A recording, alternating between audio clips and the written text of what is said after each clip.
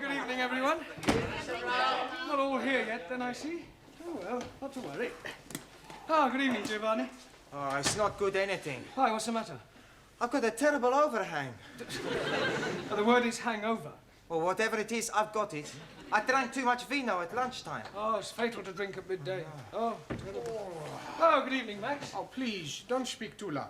I am thinking you have been also looking on the wine too much. That's the trouble. He's not looking, he's drinking like me. Yeah, why did you drink so much? It was the feast of my patron saint, Saint Maximilian. So we had a drink. Then we drink to my patron, Saint Giovanni. Then we have a drink for my patriarch, Then one for the Pope, Archimedes, Leonardo da Vinci, Melina Mercury, Sophia Loren. and after that, I remember nothing. Me neither. Yeah, well, you better go and sit down gently. All right? Excuse me, please.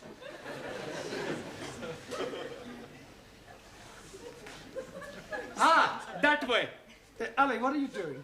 I'm checking with my compass. Yeah, but checking what? I'm wanting to find out where is Mecca. Hey, I know where Mecca is. It's a big dance place in Hammersmith. You spaghetti head. You are not understanding. I'm explaining to you. Tomorrow, I'm having the honor of leading the prayer in our holy mosque. So tonight, I'm going to have a practice after the class. Waste of time. The Sikh religion is the true faith. That's not true. Catholic religion is a true faith. Roman Catholic. What about Greek Orthodox? What about Martin Luther? Shinto. Buddha, religion not true, only state is true. Settle down, everyone, sit down. Actually, you're all wrong. According to the Bible, the original true faith was the Jewish one. I don't believe it. It's true, it's Holy Writ. Who wrote it? Holy Writ is the Bible. Yeah, you can't believe everything you read in the Bible. No, why not? Well, some of it's, how you say, fairy tales. You take it that Adam and Eve. Now, you're not going to tell me it was only an apple he was after. I know what he was after. I'm sure you do, but we won't pursue that.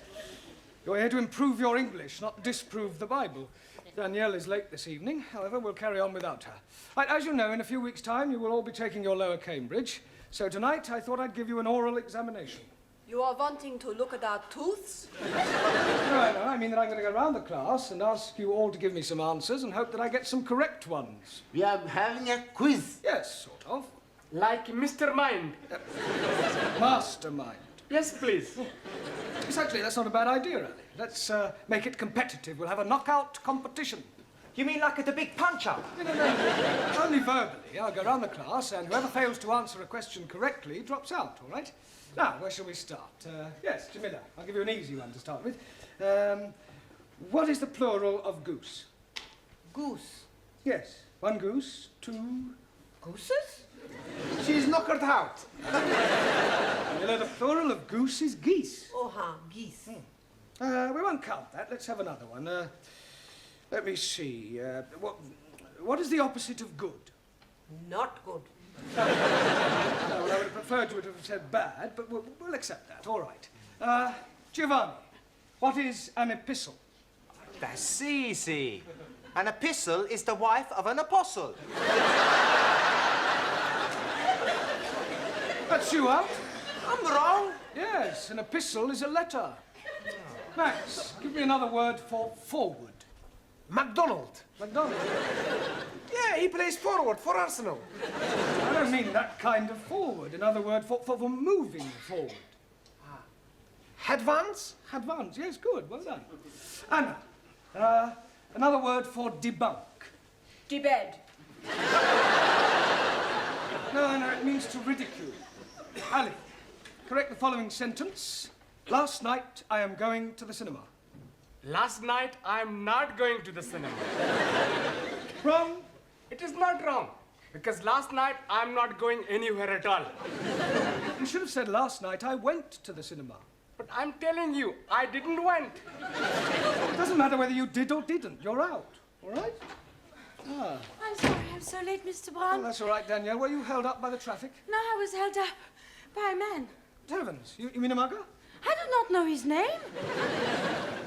But he works as a woodwork teacher here in the school. One of the teachers here tried to rob you. No, not rob me. Oh, well, surely not, He was trying to chatter me up. Oh, I see. He wanted to take me out.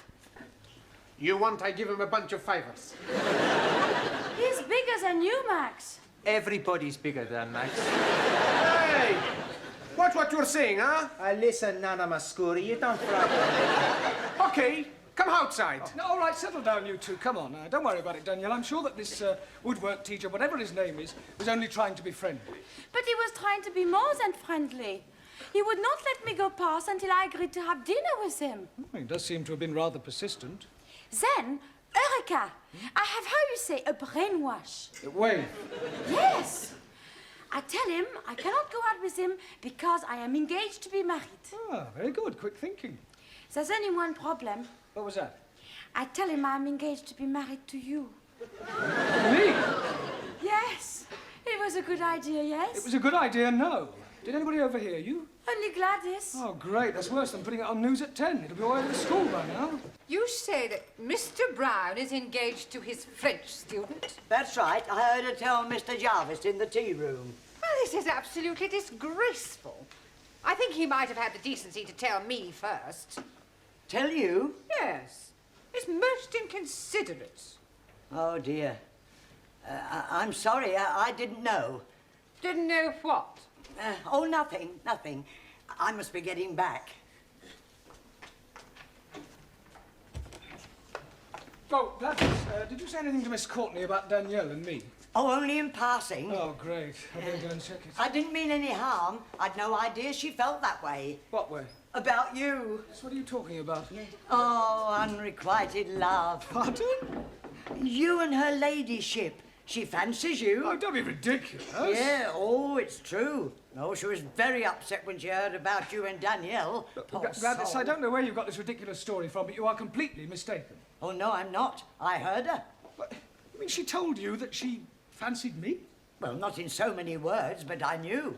It was written all over her face. I can't believe it. Yes, oh, it's not unusual, though. Oh, lots of older women fall for younger men. My sister ran off with a 30-year-old milkman. Really? How old was your sister? 65. But Miss Courtney's always given me the impression that she didn't like me. Oh, well, women are very funny. And she's at a funny age. Yeah, you can say that again. Well, the best of luck. Thank you. Come to think of it, you're not far off it yourself.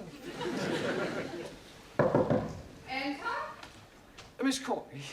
Well, well, if it isn't the college Casanova. Yes, well, I've come to explain about that. Are you sure you can spare the time? It's a complete misunderstanding. You see, I'm not really engaged to Danielle. She only said that to stop one of the teachers from pestering her. Really? Oh, it's perfectly true. The chap who takes the woodwork class was trying to chat her up. Mr. Jarvis? Is that his name? Well, I've never met him. Anyway, she concocted the whole thing just to get out of an embarrassing situation. I see. I'm terribly sorry. Especially in view of, well... In view of what?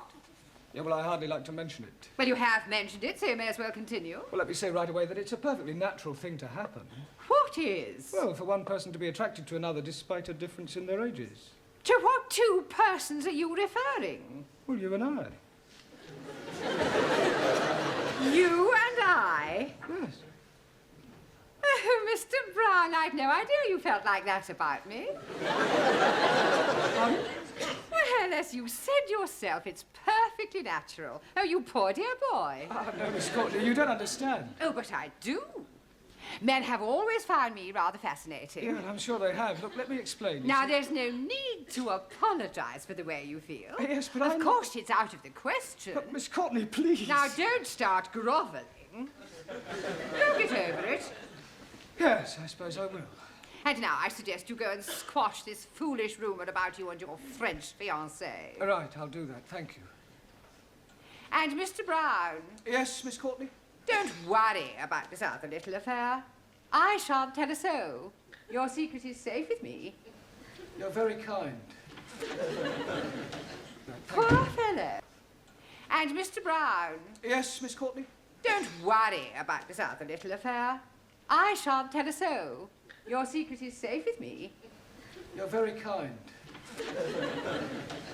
Poor fellow. Oh, come on, Danielle. He's a kiss. Come on, love. Mr. Brown! Danielle, aren't you in the classroom? I am trying to explain to Mr. Jarvis what I said between us is not true. Sure. It's every man for himself, is it, Brown? Look, I'd appreciate it, Mr. Jarvis, if you stopped pestering my students, if you don't mind. They're a bit sensitive, aren't they? Touch of the green eye, is it? Certainly not. Well, then, as they say in this lovely lady's land, fermez la bouche. Shut your gob. Don't you speak to Mr. Brown like this. He will be angry with you. Oh, really? He is not frightened of you. Oh, aren't you? Well, I'm not. No, he is not. And if you're not careful, he will hit you. Danielle. You couldn't hit a fly. Look, Jarvis, I'm not in the slightest... And he is ready whenever you are. Right, tonight, after class, in the yard, we'll have a punch-up. Yeah, but,